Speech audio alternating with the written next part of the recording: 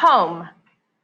Mom and I didn't talk much the whole way home, and when we got to the front stoop, I automatically looked in the front bay window because I forgot for a second that Daisy wasn't going to be there like always, perched on the sofa with her front paws on the windowsill, waiting for us to come home. It made me kind of sad when we walked inside. As soon as we did, Mom dropped my duffel bag and wrapped her arms around me and kissed me on my head and on my face like she was breathing me in. "It's okay, Mom, I'm fine," I said, smiling.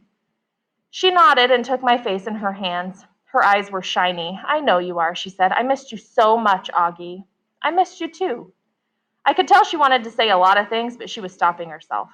"Are you hungry?" she asked. "Starving. Can I have a grilled cheese?" "Of course," she answered, and immediately started to make the sandwich, while I took my jacket off and sat down at the kitchen counter. "Where's Via?" I asked. "She's coming home with Dad today. Boy, did she miss you, Auggie," Mom said. "Yeah? She would have liked the nature reserve. You know what movie they played? The Sound of Music." "You'll have to tell her that." "So do you want to hear about the bad part or the good part first?" I asked after a few minutes, leaning my head on my hand. "Whatever you want to talk about," she answered. "Well, except for last night, I had an awesome time," I said. "I mean, it was just awesome. That's why I'm so bummed. I feel like they ruined the whole trip for me." "No, sweetie, don't let them do that to you. You were there for more than 48 hours, and that awful part lasted 1 hour. Don't let them take that away from you, okay?" "I know," I nodded. "Did Mr. Tushman tell you about the hearing aids?" "Yes, he called us this morning." "Was Dad mad because they're so expensive?" "Oh my gosh, of course not, Auggie. He just wanted to know you were all right. That's all that matters to us, and that you don't let those thugs ruin your trip." I kind of laughed at the way she said the word thugs. "What?" she asked. "Thugs," I teased her. "That's kind of an old-fashioned word." "Okay, jerks, morons, imbeciles," she said, flipping over the sandwich in the pan. "Cretinos, as my mother would have said. Whatever you want to call them. If I saw them on the street, I would—" She shook her head. "They were pretty big, Mom," I smiled. "Seventh graders, I think." She shook her head. "Seventh graders? Mr. Tushman didn't tell us that. Oh, my goodness." "Did he tell you how Jack stood up for me?" I said, and Amos was like, bam! He rammed right into the leader. They both crashed to the ground like in a real fight. It was pretty awesome. Amos's lip was bleeding and everything. "He told us there was a fight, but," she said, looking at me with her eyebrows raised, I'm just so grateful you and Amos and Jack are fine. When I think about what could have happened," she trailed off, flipping the grilled cheese again. "My Montauk hoodie got totally shredded." "Well, that can be replaced," she answered. She lifted the grilled cheese onto a plate and put the plate in front of me on the counter. "Milk or white grape juice?" "Chocolate milk, please." I started devouring the sandwich. "Oh, can you do it that special way you make it with the froth?" "How did you and Jack end up at the edge of the woods in the first place?" she said, pouring the milk into a tall glass. "Jack had to go to the bathroom," I answered, my mouth full. As I was talking, she spooned in the chocolate powder and started rolling a small whisk between her palms really fast. "But there was a huge lion, and he didn't want to wait, so we went to the woods to pee." She looked up at me while she was whisking. I know she was thinking we shouldn't have done that. The chocolate milk in the glass now had a 2-inch froth on top. "That looks good, Mom, thanks." "And then what happened?" she said, putting the glass in front of me. I took a long drink of the chocolate milk. "Is it okay if we don't talk about it anymore right now?" "Oh, okay. I promise I'll tell you about it later, when Dad and Via come home. I'll tell you all every detail. I just don't want to have to tell the whole story over and over, you know?" "Absolutely." I finished my sandwich in 2 more bites and gulped down the chocolate milk. "Wow, you practically inhaled that sandwich. Do you want another one?" she said. I shook my head and wiped my mouth with the back of my hand. "Mom, am I always going to have to worry about jerks like that?" I asked. "Like when I grow up, is it always going to be like this?" She didn't answer right away, but took my plate and glass and put them in the sink and rinsed them with water. "There are always going to be jerks in the world, Auggie," she said, looking at me, "but I really believe, and Daddy really believes, that there are more good people on this earth than bad people. And the good people watch out for each other and take care of each other, just like Jack was there for you, and Amos, and those other kids." "Oh yeah, Miles and Henry," I answered. "They were awesome too. It's weird because Miles and Henry haven't even really been very nice to me at all during the year." "Sometimes people surprise us," she said, rubbing the top of my head. "I guess." "Want another glass of chocolate milk?" "No, I'm good," I said. "Thanks, Mom. Actually, I'm kind of tired. I didn't sleep too good last night." "You should take a nap. Thanks for leaving me Babu, by the way. You got my note?" She smiled. "I slept with him both nights." She was about to say something else when the cell phone rang, and she answered. She started beaming as she listened. "Oh my goodness, really? What kind?" she said excitedly. "Yep, he's right here. He was about to take a nap. Want to say hi?" Oh, okay, see you in 2 minutes. She clicked it off. That was Daddy, she said excitedly. He and Via are just down the block. He's not at work, I said. He left early because he couldn't wait to see you, she said, so don't take a nap quite yet. 5 seconds later, Dad and Via came through the door. I ran into Dad's arms and he picked me up and spun me around and kissed me. He didn't let me go for a full minute until I said, Dad, it's okay. And then it was Via's turn and she kissed me all over like she used to when I was little. It wasn't until she stopped that I noticed the big white cardboard box they had brought in with them. What is that? I said. Open it, said Dad, smiling, and he and Mom looked at each other like they knew a secret. Come on, Auggie, said Via. I opened the box. Inside was the cutest little puppy I've ever seen in my life. It was black and furry, with a pointy little snout and bright black eyes and small ears that flopped down. Bear. We called the puppy Bear because when Mom first saw him, she said he looked just like a little bear cub. I said that's what we should call him, and everyone agreed that that was the perfect name. I took the next day off from school, not because my elbow was hurting, which it was, but so I could play with Bear all day long. Mom let Via stay home from school too, so the two of us took turns cuddling with Bear and playing tug of war with him. We had kept all of Daisy's old toys, and we brought them out now to see which ones he'd liked best. It was fun hanging out with Via all day, just the two of us. It was like old times, like before I started going to school. Back then, I couldn't wait for her to come home from school so she could play with me before starting her homework. Now that we're older, though, and I'm going to school and have friends of my own that I hang out with, we never do that anymore. So it was nice hanging out with her, laughing and playing. I think she liked it too. The shift. When I went back to school the next day, the first thing I noticed was that there was a big shift in the way things were, a monumental shift, a seismic shift, maybe even a cosmic shift. Whatever you want to call it, it was a big shift. Everyone, not just in our grade, but every grade, had heard about what had happened to us with the 7th graders. So suddenly I wasn't known for what I'd always been known for, but for this other thing that had happened. And the story of what happened had gotten bigger and bigger each time it was told. 2 days later, the way the story went was that Amos had gotten into a major fist fight with the kid, and Miles and Henry and Jack had thrown some punches at the other guys too, and the escape across the field became this whole long adventure through a cornfield maze and into the deep dark woods. Jack's version of the story was probably the best because he's so funny, but in whatever version of the story, and no matter who was telling it, two things always stayed the same. I got picked on because of my face, and Jack defended me. And those guys, Amos, Henry, and Miles, protected me. And now that they'd protected me, I was different to them. It was like I was one of them. They all called me little dude now, even the jocks. These big dudes I barely even knew before would knuckle punch me in the hallways now. Another thing to come out of it was that Amos became super popular, and Julian, because he missed the whole thing, was really out of the loop. Miles and Henry were hanging out with Amos all the time now, like they'd switched best friends. I'd like to be able to say that Julian started treating me better too, but that wouldn't be true. He still gave me dirty looks across the room. He still never talked to me or Jack, but he was the only one who was like that now, and me and Jack, we couldn't care less. Ducks. The day before the last day of school, Mr. Tushman called me into his office to tell me that they had found out the names of the 7th graders from the nature retreat. He read off a bunch of the names that didn't mean anything to me, and then he said the last name, Edward Johnson. I nodded. You recognize the name? He said. They called him Eddie. Right, well, they found this in Edward's locker. He handed me what was left of my hearing aid headband. The right piece was completely gone, and the left one was mangled. The band that connected the two, the Lobot part, was bent down the middle. His school wants to know if you want to press charges, said Mr. Tushman. I looked at my hearing aid. No, I don't think so, I shrugged. I'm being fitted for new ones anyway. Why don't you talk about it with your parents tonight? I'll call your mom tomorrow to talk about it with her too. Would they go to jail? I asked. No, not jail, but they'd probably go to juvie court, and maybe they'll learn a lesson that way. Trust me, that Eddie kid isn't learning any lessons.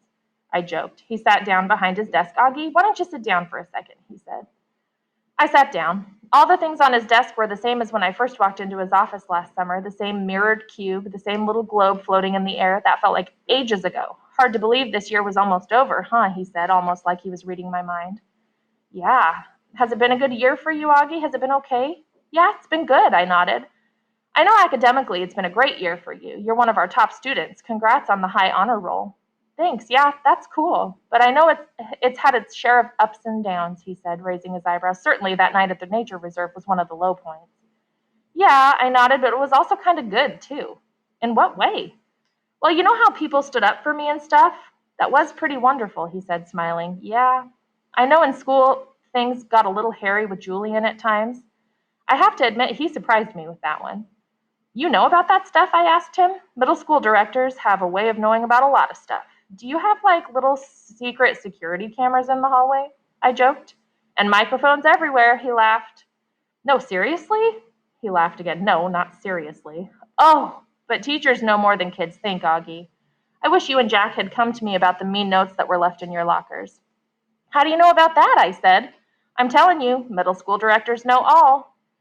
It wasn't that big a deal, I answered, and we wrote notes too. He smiled. I don't know if it's public yet, he said, though it will be soon anyway, but Julian Albans is not coming back to Beecher Prep next year. What? I said. I honestly couldn't hide how surprised I was. His parents don't think Beecher Prep is a good fit for him, Mr. Tushman continued, raising his shoulders. Wow, that's big news, I said. Yeah, I thought you should know. Then suddenly I noticed that the pumpkin portrait that used to be behind his desk was gone, and my drawing, my self-portrait as an animal that I drew for the New Year art show, was now framed and hanging behind his desk. Hey, that's mine, I pointed. Mr. Tushman turned around like he didn't know what I was talking about. Oh, that's right, he said, tapping his forehead. I've been meaning to show you this for months now. My self-portrait as a duck, I nodded. I love this piece, Auggie, he said. When your art teacher showed it to me, I asked her if I could keep it for my wall. I hope that's okay with you. Oh, yeah, sure. What happened to the pumpkin portrait? Right behind you. Oh, yeah, nice. I've been meaning to ask you since I hung this up, he said, looking at it. Why did you choose to represent yourself as a duck?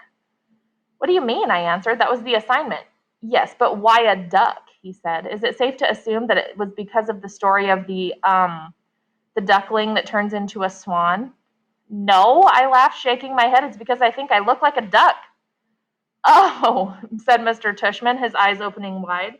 He started laughing. Really? Huh. Here I was looking for symbolism and metaphors, and sometimes a duck is just a duck. Yeah, I guess, I said, not quite getting why he thought that was so funny. He laughed to himself for a good 30 seconds. Anyway, Auggie, thanks for chatting with me, he said finally. I just want you to know it's truly a pleasure having you here at Beecher Prep, and I'm really looking forward to next year. He reached across the desk and we shook hands. See you tomorrow at graduation. See you tomorrow, Mr. Tushman. The last precept. This was written on Mr. Brown's chalkboard when we walked into English class for the last time. Mr. Brown's June precept. Just follow the day and reach for the sun. The polyphonic spree. Have a great summer vacation, Class 5B. It's been a great year, and you've been a wonderful group of students. If you remember, please send me a postcard this summer with your personal precept. It can be something you made up for yourself or something you've read somewhere that means something to you. If so, don't forget the attribution, please. I really look forward to getting them. Tom Brown, 563 Sebastian Place, Bronx, New York, 10053. So he wants them to send him theirs. The drop-off. The graduation ceremony was held in the Beecher Prep Upper School Auditorium. It was only about a 15-minute walk from our house to the other campus building, but Dad drove me because I was all dressed up and had on new shiny black shoes that weren't broken in yet, and I didn't want my feet to hurt. Students were supposed to arrive at the auditorium an hour before the ceremony started, but we got there even earlier, so we sat in the car and waited. Dad turned on the CD player, and our favorite song came on. We both smiled and started bobbing our heads to the music. Dad sang along with the song. Andy would bicycle across town in the rain to bring you candy. Hey, is my tie on straight? I said. He looked and straightened it a tiny bit as he kept on singing. And John would buy the gown for you to wear to the prom. Does my hair look okay? I said. He smiled and nodded. Perfect, he said. You look great, Auggie. He had put some gel in it this morning, I said, pulling down the sun visor and looking in the little mirror. It doesn't look too puffy. No, it's very, very cool, Auggie. I don't think you've ever had it this short before, have you? No, I got it cut yesterday. I think it makes me look more grown up, don't you? Definitely. He was smiling, looking at me and nodding. But I'm the luckiest guy on the Lower East Side because I got wheels and you want to go for a ride. Look at you, Auggie, he said, smiling from ear to ear. Look at you, looking so grown up and spiffy. I can't believe you're graduating from the 5th grade. I know, it's pretty awesome, right? I nodded. Feels like just yesterday that you started. Remember, I still had that Star Wars braid hanging from the back of my head. Oh my gosh, that's right, he said, rubbing his palm over his forehead. You hated that braid, didn't you, Dad? Hate is too strong a word, but I definitely didn't love it. You hated it. Come on, admit it, I teased. No, I didn't hate it, he smiled, shaking his head, but I will admit to hating that astronaut helmet you used to wear. Do you remember? The one Miranda gave me? Of course I remember. I used to wear that thing all the time. Good God, I hated that thing, he laughed, almost more to himself. I was so bummed when it got lost, I said. Oh, it didn't get lost, he answered casually. I threw it out. Wait, what? I said. I honestly didn't think I heard him right. The day is beautiful, and so are you, he was singing. Dad, I said, turning the volume down. What? You threw it out? He finally looked at my face and saw how mad I was. I couldn't believe he was being so matter-of-fact about the whole thing. I mean, to me, this was a major revelation, and he was acting like it was no big deal.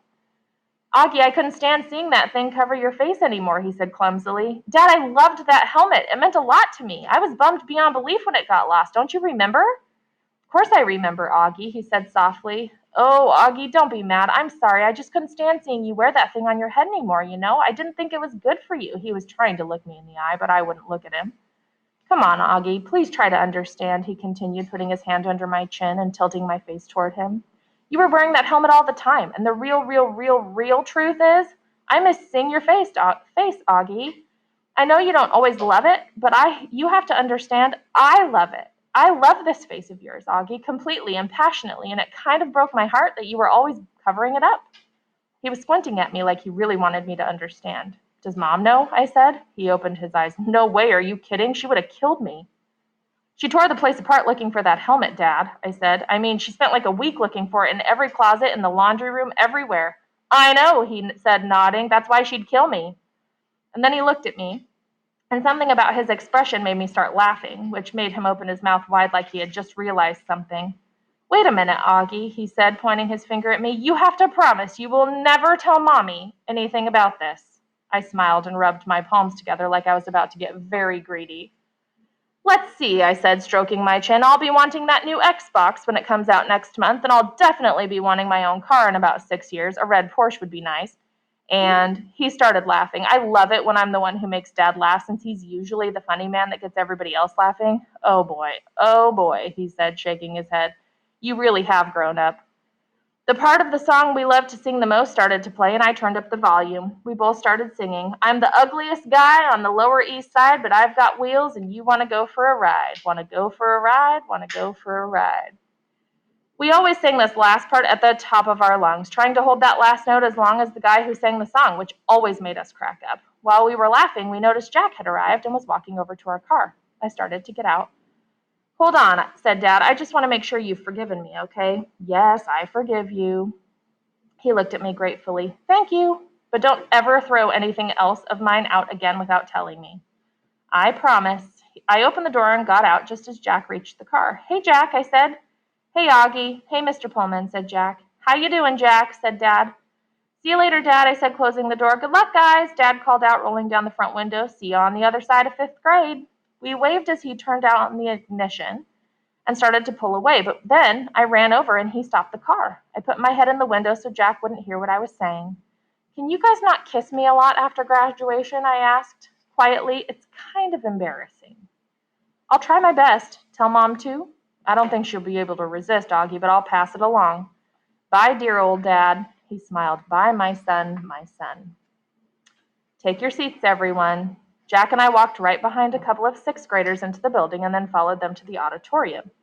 Mrs. G was at the entrance, handing out the programs and telling kids where to go. 5th graders down the aisle to the left, she said. 6th graders to the right. Everyone come on, come in. Good morning. Go to your staging areas. 5th graders to the left, 6th graders to the right. The auditorium was huge inside. Big, sparkly chandeliers, red velvet walls, rows and rows and rows of cushioned seats leading up to a giant stage. We walked down the wide aisle and followed the signs to the 5th grade staging area, which was in a big room to the left of the stage. Inside, there were 4 rows of folding chairs facing the front of the room, which is where Miss Rubin was standing, waving us in as soon as we walked in the room. Okay, kids, take your seats, she was saying, pointing to the row of chairs. Don't forget, you're sitting alphabetically. Come on, everybody, take your seats. Not too many kids had arrived yet, though, and the ones who had weren't listening to her. Me and Jack were sword fighting with our rolled-up programs. Hey, guys! It was Summer walking over to us. She was wearing a light pink dress and I think a little makeup. Wow, Summer, you look awesome, I told her, because she really did. Really? Thanks, you do too, Auggie. Yeah, you look okay, Summer, said Jack kind of matter-of-factly, and for the first time, I realized that Jack had a crush on her. This is kind of exciting, isn't it, said Summer. Yeah, kind of, I answered, nodding. Oh man, look at the program, said Jack, scratching his forehead. We're going to be here all freaking day. I looked at the program. Headmaster's opening remarks by Dr. Harold Jansen. Middle school director's address, Mr. Lawrence Tushman. Light and Day Middle School Choir. Fifth grade student commencement address, Jimena Chin. Pachelbel Canon in D. Middle school chamber music ensemble. Sixth grade student commencement address, Mark Antoniak. Under pressure, middle school choir. Middle school dean's address, Miss Jennifer Rubin. Awards presentation, see back. Roll call of names. Why do you think that? I asked. Because Mr. Jansen's speeches go on forever, said Jack. He's even worse than Tushman. My mom said she actually dozed off when he spoke last year, Summer added. What's the awards presentation? I asked. That's where they give medals to the biggest brainiacs, Jack answered, which would mean Charlotte and Jimena will win everything in the fifth grade, just like Charlotte won everything in the fourth grade and in the third grade. Not in the second grade, I laughed. They didn't give those awards out in the second grade, he answered. Maybe you'll win this year, I joked. Not unless they give awards for the most C's, he laughed. Everybody take your seats. Miss Rubin started yelling louder now, like she was getting annoyed that nobody was listening to her. We have a lot to get through, so take your seats. Don't forget you're sitting in alphabetical order, A through G in the first row, H through N in the second, O through Q in the third, R through Z in the last. Let's go, people. We should go sit down, said Summer, walking toward the front section. You guys are definitely coming over to my house after this, right? I called out. Definitely, she said, taking her seat next to Jimena Chin. When did summer get so hot? Jack muttered in my ear. Shut up, dude, I said, laughing as we headed toward the third row. Seriously, when did that happen? He whispered, taking the seat next to mine. Mr. Will, Ms. Rubin shouted. Last time I checked, W came between R and Z, yes? Jack looked at her blankly. Dude, you're in the wrong row, I said. I am? And the face he made as he got up to leave, which was a mixture of looking completely confused and looking like he'd just played a joke on someone, totally cracked me up. A simple thing. About an hour later, we were all seated in a giant auditorium waiting for Mr. Tushman to give his middle school address. The auditorium was even bigger than I imagined it would be, bigger even than the one at Via's school. I looked around and there must have been 1 million people in the audience. Okay, maybe not 1 million, but definitely a lot. Thank you, Headmaster Jansen, for those very kind words of introduction, said Mr. Tushman, standing behind the podium of the stage as he talked into the microphone. Welcome, fellow teachers and members of the faculty. Welcome, parents and grandparents, friends and honored guests, and most especially, welcome to my 5th and 6th grade students. Welcome to the Beecher Prep Middle School graduation ceremonies. Everyone applauded. Every year, continued Mr. Tushman, reading from his notes with his reading glasses way down on the tip of his nose, I am charged with writing 2 commencement addresses, one for the 5th and 6th grade graduation ceremony today, and one for the 7th and 8th grade ceremony that will take place tomorrow. And every year I say to myself, let me cut down on the work and write just one address that I can use for both situations. Seems like it shouldn't be such a hard thing to do, right? And yet each year, I still end up writing 2 different speeches, no matter what my intentions, and I finally figured out why this year. It's not as you might assume, simply because tomorrow I'll be talking to an older crowd with a middle school experience that is largely behind them, whereas your middle school experience is largely in front of you. No, I think it has more to do with this particular age that you are right now, this particular moment in your lives that even after 20 years of my being around students this age still moves me, because you're at the cusp, kids. You're at the edge between childhood and everything that comes after. You're in transition. We are all gathered here together, Mr. Tushman continued, taking off his glasses and using them to point at all of us in the audience. All your families, friends, and teachers to celebrate not only your achievements of this past year, Beecher middle schoolers, but your endless possibilities. When you reflect on this past year, I want you all to look at where you are now and where you have been, where you've all gotten a little taller, a little stronger, a little smarter, I hope. Here, some people in the audience chuckled. But the best way to measure how much you've grown isn't by inches or the number of laps you can run now around the track or even your grade point average. Though those things are important to be sure. It's what you've done with your time, how you've chosen to spend your days, and whom you've touched this year. That, to me, is the greatest measure of your success. There's a wonderful line in a book by J.M. Barrie, and no, it's not Peter Pan, and I'm not going to ask you to clap if you believe in fairies. Here, everyone laughed. But in another book by J.M. Barrie called The Little White Bird, he writes, he started flipping through a small book on the podium until he found the page he was looking for, and then he put on his reading glasses. Shall we make a new rule of life? Always try to be a little kinder than is necessary. Here Mr. Tushman looked up at the audience. Kinder than is necessary, he repeated. What a marvelous line, isn't it? Kinder than is necessary, because it's not enough to be kind. One should be kinder than needed. Why I love that line, that concept, is that it reminds me that we carry with us as human beings not just the capacity to be kind, but the very choice of kindness. And what does that mean? How is that measured? You can't use a yardstick. It's like I was saying just before. It's not like measuring how much you've grown this year. It's not exactly quantifiable, is it? How do we know we've been kind? What is being kind anyway? He put on his reading glasses again and started flipping through another small book. There's another passage in a different book I'd like to share with you, he said, if you'll bear with me while I find it. Here we go. In Under the Eye of the Clock by Christopher Nolan, the main character is a young man who is facing some extraordinary challenges. There's this one part where someone helps him, a kid in his class. On the surface, it's a small gesture, but to this young man, whose name is Joseph, it's, well, if you'll permit me. He cleared his throat and read from the book. It was at moments such as these that Joseph recognized the face of God in human form. It glimmered in their kindness to him. It glowed in their keenness. It hinted in their caring. Indeed, it caressed in their gaze. He paused and took off his reading glasses again. It glimmered in their kindness to him, he repeated, smiling. Such a simple thing, kindness. Such a simple thing. A nice word of encouragement given when needed. An act of friendship, a passing smile. He closed the book, put it down, and leaned forward on the podium. Children, what I want to impart to you today is an understanding of the value of that simple thing called kindness, and that's all I want to leave with you today. I know I'm kind of infamous for my verbosity. Here, everybody laughed. I guess he knew he was known for his long speeches. But what I want you, my students, to take away from your middle school experience, he continued, is the sure knowledge that in the future you make for yourselves, anything is possible. If every single person in this room made it a rule that wherever you are, whenever you can, you will try to act a little kinder than is necessary, the world really would be a better place. And if you do this, if you act just a little kinder than is necessary, someone else, somewhere, someday, may recognize in you, in every single one of you, the face of God. He paused and shrugged. Or whatever politically correct spiritual representation of universal goodness you happen to believe in, he added quickly, smiling, which got a lot of laughs and loads of applause, especially from the back of the auditorium where the parents were sitting. Awards. I liked Mr. Tushman's speech, but I have to admit, I kind of zoned out a little during some of the other speeches. I tuned in again as Ms. Rubin started reading off the names of the kids who'd made the high honor roll because we were supposed to stand up when our names were called, so I waited and listened for my name as she went down the list alphabetically. Reed Kingsley, Maya Markowitz, August Pullman. I stood up. Then when she finished reading off the names, she asked us all to face the audience and take a bow, and everyone applauded. I had no idea where in that huge crowd my parents might be sitting. All I could see were the flashes of light from people taking photos and parents waving at their kids. I pictured Mom waving at me from somewhere, even though I couldn't see her. Then Mr. Tushman came back to the podium to present the medals for academic excellence, and Jack was right. Jimena Chin won the gold medal for overall academic excellence in the 5th grade. Charlotte won silver. Charlotte also won a gold medal for music. Amos won the medal for overall excellence in sports, which I was really happy about because ever since the nature retreat, I considered Amos to be like one of my best friends in school. But I was really, really, really thrilled when Mr. Tushman called out Summer's name for the gold medal in creative writing.